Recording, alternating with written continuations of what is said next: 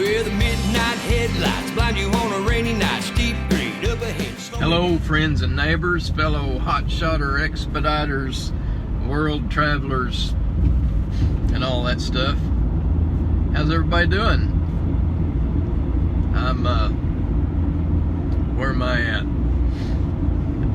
Currently Austin, Texas. That's where I am. I've been down in Laredo for a couple of days, and I picked up in, I don't know, somewhere up north, Minnesota. I think I picked up in Minnesota. Yeah, I did. I picked up in Minnesota. I ran about 1,400 miles, made it down to Laredo pretty quick, got unloaded next day, and I think that was on Wednesday afternoon, and I was pretty trashed after that, so I got a hotel down there at the Family Garden Inn and Suites in Laredo. If you guys aren't familiar with that, that is my go-to place to stay when I'm going to stay somewhere down there. Anyway, so I stayed, let's see, Thursday, Friday, today's Saturday, and I didn't get a load out on Thursday, which wasn't, that didn't surprise me. There's a lot of people down there. There's a lot of fish fighting for the food down there. And then Friday, I didn't get one. I didn't get a load, and I thought, well, maybe I'll get one over the weekend, And then about 1 o'clock in the morning, that Friday night, Saturday morning, got a call, and I got a load. Awesome. I was tickled. It was heading up to Kansas City, about a 1,000-mile run. I didn't have to deliver till Monday. My house is en route, so I can stop by there tonight and do my laundry and all that. So it's, fantastic. Life is good. I don't have anything in particular I was going to say. I just like to put out a little video once in a while, just often enough so you guys know I'm still alive, I guess. Not that anybody's keeping up, but flex fuel. You guys that are driving Ford Transits, a lot of them, at least the newer ones, mine's a 20 model, it's a flex fuel. I had a 2019 F-150 that was a flex fuel. It had the 5-liter Coyote V8 302, the new 302, and it was flex fuel, and I experimented quite a bit with that truck. Every type of fuel. You know how you'll do sometimes when you get a new vehicle and you'll like to experiment with it, or I do.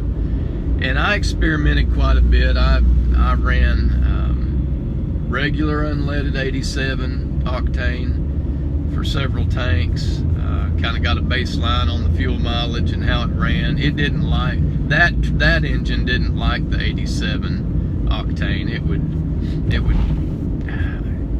you could get a tiny bit of pinging. Most of these computers will, they'll compensate for whatever fuel you're putting in them, so it's not like you get a lot of detonation, but it just didn't run as well on the 87.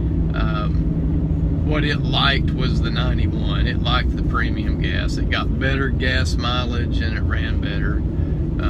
Anyway, but I experimented with the E-85 in it quite a few times as well. The E-85 is cheaper, but my fuel mileage was really poor on the E-85. At least a 15% decrease in fuel mileage.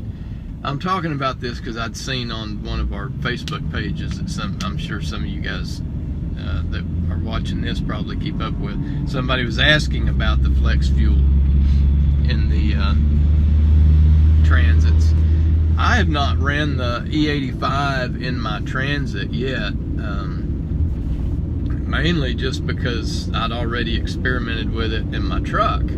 So I knew the fuel mileage drop that I was going to get, and obviously with the kind of miles we're running, you don't want to decrease your fuel mileage. And there's not enough difference in the price of the E-85 and the regular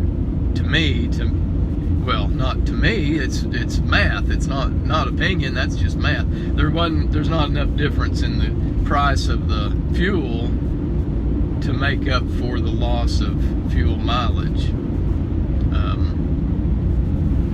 But anyway, that's been my experience with it anyway. I don't have anything against it, and it might not be a bad idea. I have read people that are smarter than me on engines and things that have said it's not a bad idea to run, if you've got a flex fuel vehicle, to run a tank through every so often, because they say it will help clean the deposits, any carbon deposits out of the engine. Maybe that's true. I'm sure that there's probably differing opinions on that, but I may do it one of these days. I may run a tank of E85 through it and see how it does.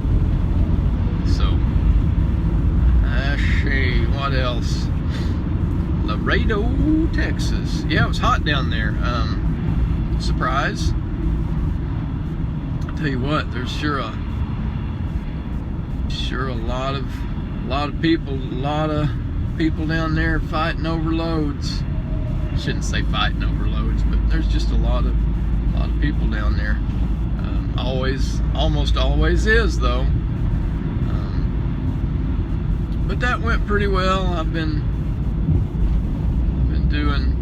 running fairly well out here. Hope all you guys have been doing good. Seemed like there was something else I was going to talk about. Can't think of what it would have been. So, has anybody? I'd like to go back to this flex fuel thing, back to this E85 deal. Have any of you guys had any experience running the running the E85 in your Transit? If so, what kind of mileage are you seeing? Are you seeing any performance gains? E85 is basically race fuel, right? It runs cooler. They say it runs much cooler. It runs at a much higher compression than gasoline. The octane, whether it's 87 regular or 91 premium, it's kind of weird the way that runs, because the higher the octane, the less flammable it is, right? The more compression it can take before it explodes. And the E85, basically being a step away from race fuel, is oddly enough, less combustible. Did you hear that? But so a lot of these guys that are performance oriented, that have their Mustangs or whatever, and they can do a tune, they will have them tuned for the E85 and get more power out of them. I am not smart enough to understand how, and I know somebody can explain it, but how the E85 will get you more power, theoretically more power, and yet take so much more of it you have to burn so much more of it. It almost seems backwards, doesn't it? It's kind of weird. I know somebody's saying, "You dummy, this is why." No, that's okay. Tell me, I'm good with it.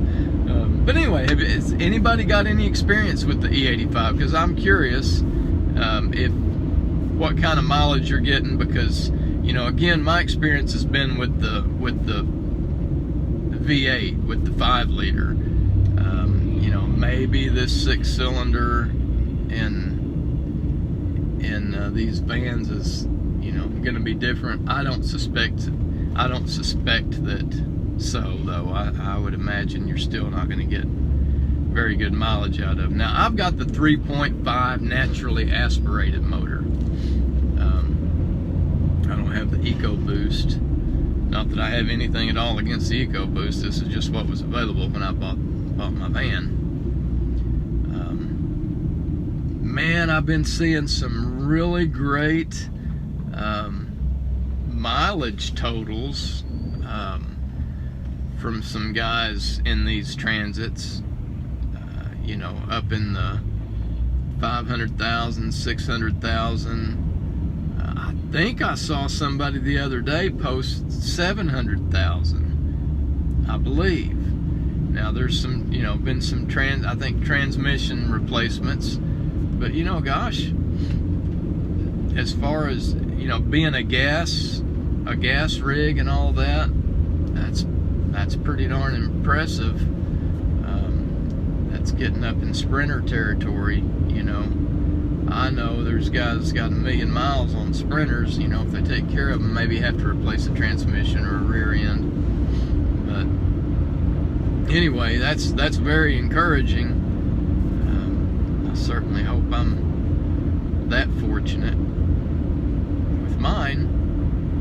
So anyway, I don't have anything else to say. I wanted to ask you guys about the flex fuel, give you my experience that I've had in the past with it, and then find out if anybody else has any experience with it. So I'm gonna scoot on up, I cannot talk today.